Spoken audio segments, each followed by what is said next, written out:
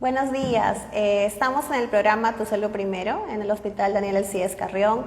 Mi nombre es Úrsula Pérez Verástegui, soy médico infectólogo del hospital. Y bueno, el día de hoy estoy acá con ustedes para hablarles acerca de la importancia en la vacunación en niños. Bueno, como todos sabemos, a formas generales sabemos que la vacunación contra el COVID-19 se está llevando a cabo en nuestro país ya casi aproximadamente un año, pero sabemos que la vacunación o la inmunización ha sido realizada sobre todo a los adultos, ¿no? Este año, afortunadamente, se amplió el tema de la vacunación ya para los niños, exactamente en la población de los niños entre 5 a 11 años. Hay muchos cuestionamientos acerca de si debo vacunar a mis hijos, no debo vacunar a mis hijos, qué tipo de vacuna se utiliza, por qué debería vacunarlos o por qué no, ¿no? Bueno, para todos los que estén presentes y escuchando, el tipo de vacuna que se utiliza con los niños es una vacuna que viene de Pfizer. El nombre específico de la vacuna actualmente se considera como Comirnaty, pero en realidad es la misma tecnología de Pfizer, ¿no? Que es un porcentaje menor, digamos en cantidad de mililitros, que es la que se nos ha administrado a todos los adultos. Entonces, el gobierno lo ha declarado, bueno, el MINSA ha decretado que se pueda realizar la vacunación con total seguridad entre los niños entre 5 a 11 años. Ahora, hay muchas especulaciones acerca del tema, ¿no? Incluso para la vacunación en las personas adultas hubo bastante problema entre vacunar o no vacunar a un niño. Entonces, bueno, ¿por qué deberíamos vacunar a los niños, no? En la mayoría de nuestros pacientes pediátricos, bueno, si bien han presentado cuadros leves, no han presentado complicaciones durante la infección por COVID-19, no es el 100%, ¿no? Hay muchos niños que se van a contagiar y si no están inmunizados pueden llevar un cuadro leve, sin embargo también puede haber casos donde haya cuadros moderados o severos. Incluso hay pacientes que han presentado un síndrome con varias disfunciones, ¿no? Que es el síndrome inflamatorio multisistémico que está asociado a COVID. Ahora, ¿sabemos qué niño lo va a presentar? ¿Sabemos qué niño no lo va a presentar? No lo sabemos, ¿no? Entonces, es importante considerar el tema de la vacunación, que hay que ver es un riesgo-beneficio. Por ejemplo, ¿no? Acá tenemos algunas preguntas en cuanto a la vacunación. Me dicen, ¿hay contraindicaciones para la vacunación en niños? Las contraindicaciones son en realidad las mismas que los adultos. La contraindicación absoluta, se podría decir, a la vacunación se refiere a los pacientes que tengan algún historial de alguna reacción alérgica a alguno de los componentes de la vacuna, ¿no?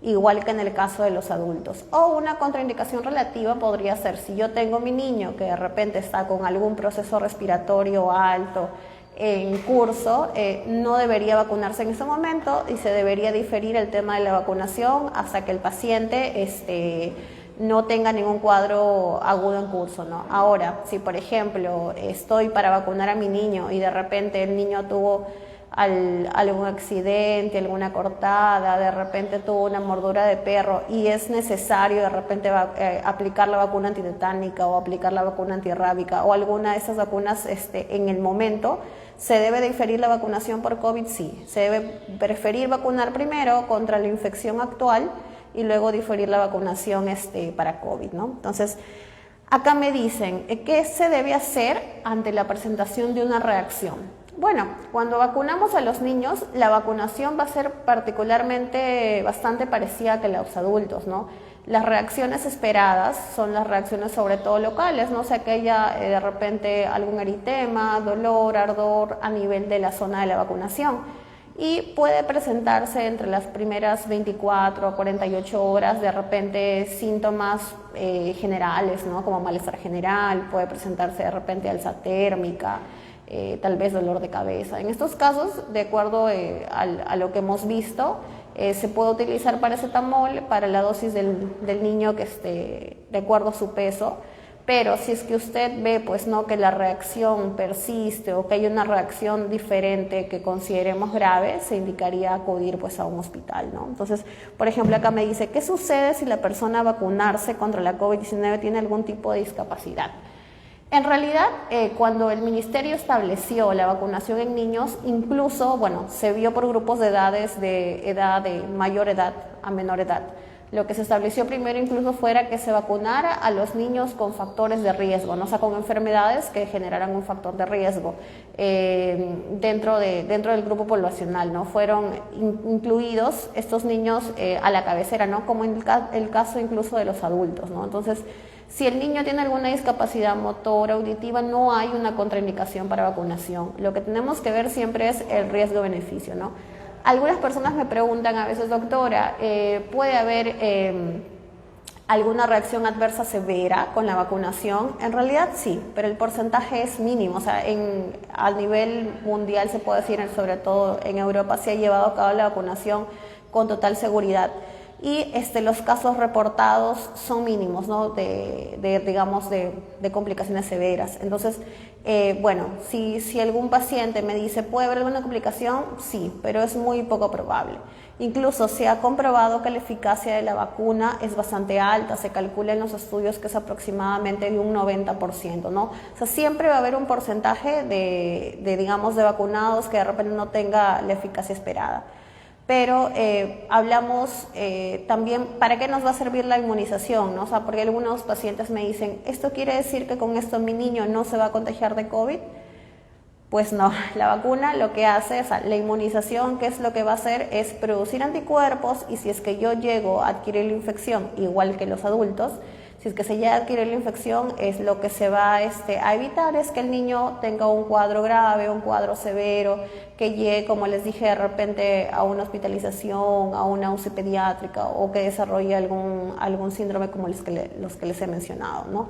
Entonces, la vacunación es totalmente segura, es gratuita. Actualmente está estipulada, como les dije, para el grupo poblacional entre 5 a 11 años. Aún no hay, un visto bueno en el tema del Ministerio de Salud para vacunar a niños menores, pero estamos avanzando progresivamente, ¿no? Entonces, la vacunación es actualmente de 2 dosis, como les dije, la vacuna es con Pfizer. Y bueno, ¿qué es lo que se hace cuando yo llevo a mi niño a vacunar? Obviamente tiene que estar acompañado por un adulto, ya sea papá, mamá o un tutor. E igual que la vacunación en adultos, el niño va a estar, el lugar de la zona de vacunación va a permanecer por lo menos 30 minutos posterior a la vacunación para un tema de observación, ¿no? Ahora, algunos papás a mí me preguntan, algunos pacientes, doctora, ¿y si mi niño ya tuvo COVID, puedo vacunarlo? ¿Tengo que vacunarlo? ¿No tengo que vacunarlo? En realidad sí.